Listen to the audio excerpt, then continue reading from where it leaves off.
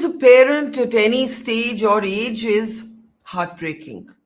To lose them to medical negligence is enraging. But perhaps the cruelest irony of all is for a doctor, a practicing doctor, a qualified doctor to lose his parent to medical negligence. I'm Barkha Dutt. You're with the Mojo Story. Our focus today is on the heartbreaking story shared by Dr. Ashwin Vinod, himself a senior resident at PGI in Chandigarh, hailing from Kerala, sharing on social media how his father's life was lost to medical negligence. An example of medical negligence so glaring, so shocking, that it actually raises questions about how many more lives might be in danger. Effectively, Dr. Ashwin Vinod's father died because the RMO looking after him in the Kerala hospital where he was admitted was not qualified to treat him. Even more shockingly, Dr. Ashwin Vinod, while still in mourning, while still in grief, discovered that the man who had been attending to his father in a private hospital in Kerala was in fact a second year MBBS failed student since 2011. It is beyond shocking to even articulate that this could happen. How did it happen? Is the doctor or the fake doctor, the quack alone responsible? What about the hospital that did not do any background check? How many more such fake doctors might there be lurking in both private and government hospitals? And how does a son come to terms with the loss of his father as a doctor, knowing that he was attended to by a man not qualified to be a doctor? Joining us on the program today is a heartbroken son. I want to bring him up now. Dr. Ashwin is with us. Dr. Ashwin Vinod, whose story I just shared with you. Dr. Vinod, or Dr. Ashwin rather, I want to say first how very sorry I am for your loss. Having lost my father not so long ago, I know what it feels like. But your grief must be compounded by rage, helplessness, frustration, because you're a doctor. You were in Chandigarh. Your father was miles away in Kerala. And your family called you up and said that he's been admitted to hospital. And you thought that the doctors would do the best they could. And then you discover, we'll come into the details later, but then you discover that the man who's been treating your father, in charge of your father's treatment, is a failed MBBS second year student, and he's been failed since 2011. He's effectively been running the scam since then. Your grief must be coupled with so much anger, so much, you must be blaming yourself also, as children tend to do. What are you feeling right now, apart from, of course, heartbreak? I can't even imagine, sir. Ma'am, my heart is filled with so much of sadness, anger, regret because I, as a senior resident at PGA, has been delivering my duties to my patient, a place which is more than 1500 miles away from my home. And my parents are being taken care by a second year medico with such a poor academic record.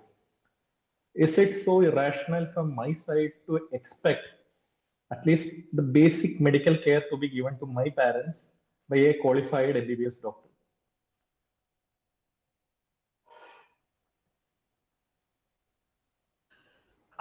It is so difficult to hear this, honestly, Dr. Ashwin Vinod. And I can understand that your heart is filled with sadness, regret, and anger. Because as a doctor, you try your best to look after your patients, and you would expect other doctors to do the same. Can you describe what happened? Like when your father was taken to the hospital, you were, of course, not there. Your family took him to the nearest, probably best hospital they could find. And at one point, the doctor told you on the phone, there's nothing more we can do. What happened? How did you discover that this doctor treating your father was a quack? So my father met with this tragic incident on 23rd of September. Early morning, he started having this severe chest pain coupled with severe respiratory distress. He was not able to breathe properly. To a nearby hospital. So over there, he was not given the proper primary care which should be given to a patient with cardiac comorbidities. My father was a known case of a coronary artery disease. He has been stented twice in the past. So the symptoms were typical of a cardiac origin of his symptoms, and he was not given the proper medication during that time. So that was what my mother told over phone. So, and after 15 minutes, there were no call from their side, so I called them back. So my brother gave the phone to this Mr. Abu Abraham Luke, who told me over the phone that my father was brought to hospital. By the time he already it was going at around 20 beats per minute. So he tried giving CPR to my father for around 45 minutes, and he couldn't save my father. So I believed him. There was nothing to not believe him at that time. I came that day itself by 10 o'clock. I reached here. I saw my father for one last time. Next day, we proceeded with the ceremonies. Few days later, there was another medical emergency in the family. We had a patient who developed low sugars after he overdosed on insulin accidentally. We took that relative to the same hospital because of the ease of transport. So over there, my wife noticed that the doctor's name, which has been displayed on the doctor's list, was Dr. Abu Abraham Luke, MBBS. So this guy studied in the same college as that of my wife, and he was so notorious that he was not able to clear the MBBS from since 2011. For the past 13 years, he is trying to clear his MBBS exams, still not able to clear his second year MBBS subjects. So she called up some of the seniors and her colleagues from the same college. She has passed out her MBBS, and he is yet to pass out. She confirmed with her colleagues, and they told that Mr. Abu is yet to clear second year, and he is working in TMS part time. So that's how we confirmed. We also checked in the National Medical Council's list of registered medical practitioners. We couldn't find his name in that list also. And then that's when you got suspicious, of So course. And then, then what happened? Yes. yeah. So we went ahead. We complained to the hospital authorities of TMH Hospital. Okay, we just lost the connection to Dr. Ashwin Vinod there, but I can see that he is reconnecting. But if you are listening to this, you are, let me just add him, please. If you're listening to this, you're listening to the story of a heartbroken, devastated son who discovered that the man attending to his father, whom he thought was a qualified doctor, was in fact a failed second year MBBS student since 2011. So go ahead, Dr. Vinod. You were saying that your suspicions began when your wife saw his name and she remembered him to be from her own college. And she remembered that he had not passed the exams even back then. So then you started checking up on him. So go ahead. Yes. What happened next? So we even called up that medical college. Unofficially, we found out from their office staff that he still yet to clear his MBBS second year exams. And then we checked in the National Medical Council's list of registered medical practitioners. We could not find this Mr. Abu Abraham's name in that list. So our suspicions were confirmed. We went ahead and complained to the hospital authorities. We confronted them. We asked them whether Dr. Abu was unqualified at the time of my father's treatment. They did not respond during that time. They took my number. They promised me that they will call me back, but I didn't receive any call till next day. So by that time, I went to the police authorities, local police station. I filed a complaint against both this Mr. Abu Abraham Luke for gross medical negligence and against the TMS hospital for employing such an unexperienced, unethical uh, medical student for managing my father. Now, you took to social media to raise some very pertinent questions. Of course, right now you're thinking as a son, but you're also a doctor. And that's what makes what's happened so very cruel and ironic. You said Did the hospital not check him? How has he got away for so many years brandishing a fake degree? Who else Yeah. is involved? How many other lives are endangered? Have you been able to get have you been able to get any answer from the hospital? Have they given you any explanation as to how this happened? So the next day after the police investigation began, I got a call from the hospital management, one Mr. Manoj. He called me up. He said that, "Sir, आपका पैर पकड़ता हूँ. Please don't proceed with this lawsuit." So I said, my father is not going to come back, but I need to ensure that not a single person is going to meet the same fate as that of my father's ever again in this country. So that was my aim when I proceeded with this lawsuit. They tried to compromise this issue, but I did not allow them to compromise. Uh, they said that this person has been working there for the past 4 to 5 years, and they never faced any issues with the same fake doctor. And apparently, he worked in some other private hospitals also prior to joining this TMH hospital. That is what he said to me over phone. So, in other words, this fake doctor has done this at other hospitals before. And we don't know Yeah, how many more lives may have been lost by this unqualified because of this unqualified doctor. And there could be others like him. yeah. So what I came to know is that this practice of colloquially they call it as GP practice by the MBBS student.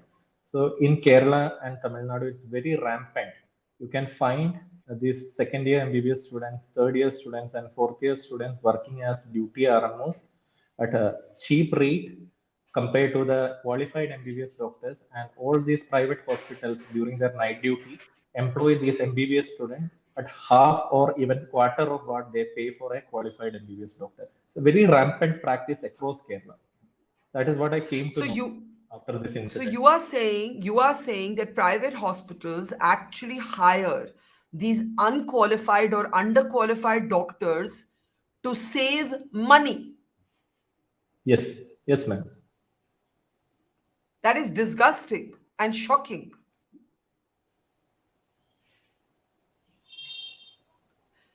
As a doctor and as a son, what does this make you feel? I mean, I'm getting so angry thinking about it. I can't even imagine the anger in your heart because all of these private hospitals mostly are hugely lucrative. They make tons of money and they're cutting corners by playing with lives of people. If this is happening, as you say, it's happening, that basically the night shifts that other doctors don't want to do, they pass off these underqualified or unqualified doctors to save money, which actually implies that this is not a mistake, this is criminal negligence. This is, if true, culpable homicide. Yeah. You wrote very movingly about an 18-hour journey that you did from Chandigarh to Kozhikode. You reached your home. You said you saw your father's lifeless body. The greatest fear that you had as a doctor had come true. It had become a painful reality. And how much you regretted that your family took your father to this particular hospital. How old was your father, sir? He was about to turn 60 in February of next year.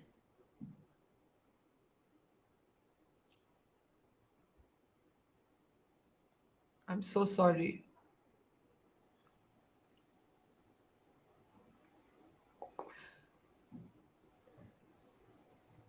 You know that makes him only 8 years older than me.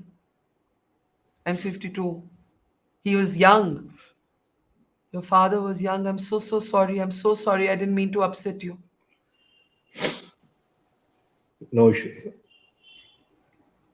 You're a brave, brave son to be fighting for other patients and for justice even in this hour of loss.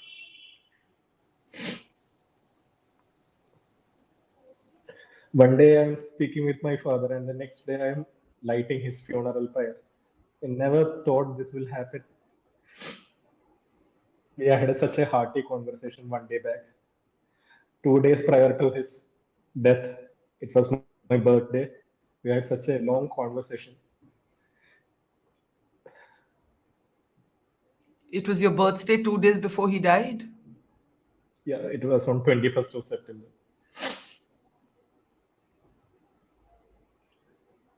My wife's birthday was on 26th of September. My father wished her an advance happy birthday on my birthday.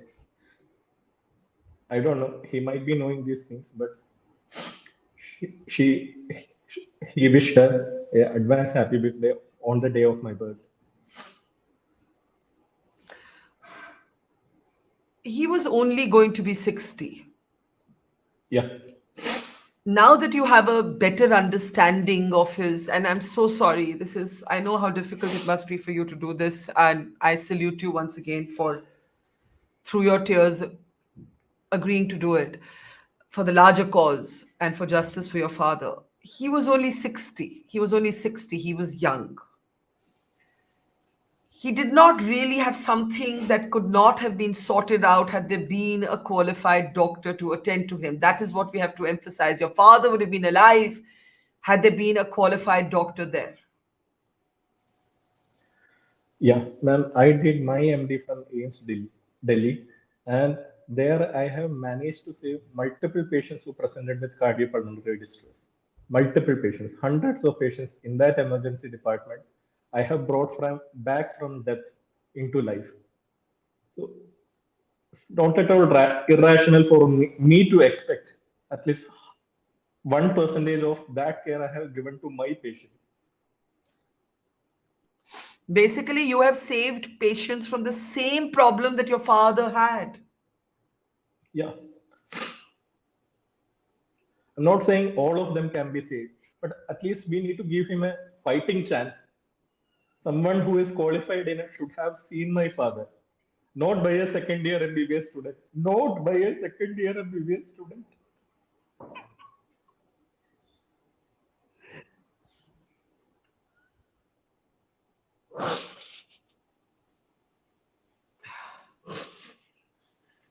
I don't know what to say to you because my heart is just breaking for you at this point. I'm so sorry, Dr. Ashwin. I'm so, so, so, so sorry. And I share your pain and your anger and your sense of desolation and your sense of helplessness and your sense of self. I know you're asking yourself, why did I let them, my family send him to this hospital? I have some sense of everything you're feeling. And I'm so, so sorry. I'm so sorry. I I want to ask you, what would justice look like now? What would it feel? I mean, nothing is going to bring your dad back, right? Uh, but what would justice look like to you? I need to ensure that the same fate is not faced by anyone else in this entire country.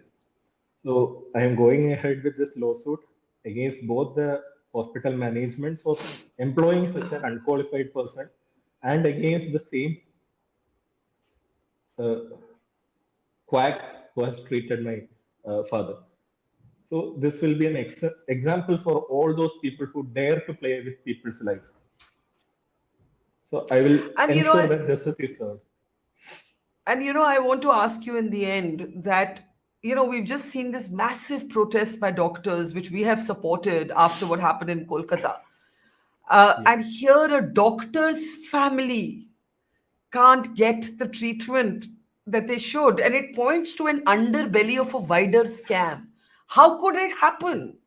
There is a larger scam here. As you said, you believe that private hospitals are doing this to save a quick buck. Yeah.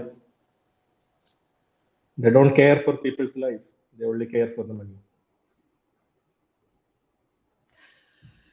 I want to say to you that your father would be very proud of you. Thank you, ma'am. May God bless him and give you power, strength. And we are with you in this fight. I know it feels lonely, but we are with you. Please keep us posted at every stage. And we will raise our voice along with your voice in seeking justice for your father and for anybody else who may be at the hands of such underqualified and unqualified doctors. It is simply the most shocking thing I've heard and witnessed in years. God bless you, Dr. Ashwin. And I know those tears, they'll come, they'll go. It's okay to cry, it's okay to cry, because I don't even know how you're fighting the good fight right now, given the heartbreak you must be going through. God bless you, Dr. Vinod. Dr. Ashwin Vinod. Thank you. God bless you. Thank you. Take care. It's great to see you here. Thank you for watching our work. If you haven't subscribed yet, don't forget to click the bell icon and subscribe to Mojo Story and support independent, robust journalism.